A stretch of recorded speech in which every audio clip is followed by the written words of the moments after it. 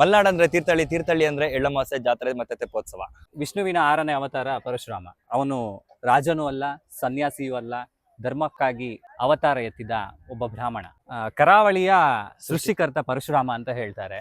ಆದ್ರೆ ಪರಶುರಾಮನಿಗೂ ತೀರ್ಥಹಳ್ಳಿಗೂ ಸಂಬಂಧ ಏನು ಅಂದ್ರೆ ಯಾರಿಗೂ ಪರಶುರಾಮನ ತಂದೆ ಜಮದಗ್ನಿ, ತಾಯಿ ರೇಣುಕಾದೇವಿ. ಅವನು ತಂದೆಯ ಆಜ್ಞೆ ಮೇರೆಗೆ ತಾಯಿಯ ಶಿರಚ್ಛೇದನ ಮಾಡ್ತಾನೆ. ತನ್ನ ಕೊಡಲಿಗೆ ಅಂಟಿದ ರಕ್ತದ ಕಲೆ ಯಾವ ಪುಣ್ಯ ಕ್ಷೇತ್ರದಲ್ಲಿ ತೊಳೆದ್ರೂ ಕೂಡ ಆ ರಕ್ತದ ಕಲೆ ಅವನ ಕೊಡಲಿಯಿಂದ ಹೋಗೋದಿಲ್ಲ. ಅನೇಕ ಪುಣ್ಯಕ್ಷೇತ್ರಗಳು, ಅನೇಕ ಪುಣ್ಯ ತೀರ್ಥಗಳಲ್ಲಿ ಅವನ ಕೊಡ್ಲಿಯನ್ನು ತೊಳೆದು ಬೇಸತ್ತು ಪರಶುರಾಮ ಒಂದಿನ ಈ ತುಂಗಾ ತಟದಲ್ಲಿ ಬಂದು ವಿಶ್ರಾಂತಿನ ಪಡಿತಾ ಇರ್ತಾನೆ. ಇದೇ ಸ್ಥಳದಲ್ಲಿ ಕೂತ್ಕೊಂಡು ಪರಶುರಾಮ ಚಿಂತೆಯಿಂದ ವಿಶ್ರಾಂತಿ ಪಡಿತಾ ಇರ್ತಾನೆ. ಅಚಾನಕ್ ಆಗಿ ಅವನ ಕೊಡಲಿ ಈಗೇನ್ ರಾಮಕುಂಡ ಅಂತ ಹೇಳ್ತೀವೋ ಆ ಕುಂಡಕ್ಕೆ ಬೀಳುತ್ತೆ.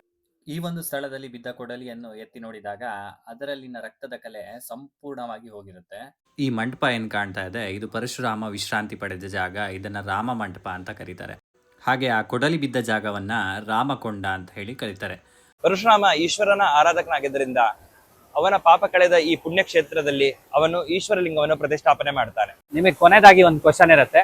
ಈ ಕ್ವಶನ್ಗೆ ಆನ್ಸರ್ ಮಾಡಿದವರಿಗೆ ಒಂದು ಗಿಫ್ಟ್ ಹ್ಯಾಂಪರ್ ನ ಕೊಡ್ತೀವಿ. ಪ್ರಶ್ನೆ ಏನಪ್ಪಾ ಅಂದ್ರೆ, ಪರಶುರಾಮ ಜಮದಗ್ನಿ ಮುನಿಯ ಎಷ್ಟನೇ ಮಗ?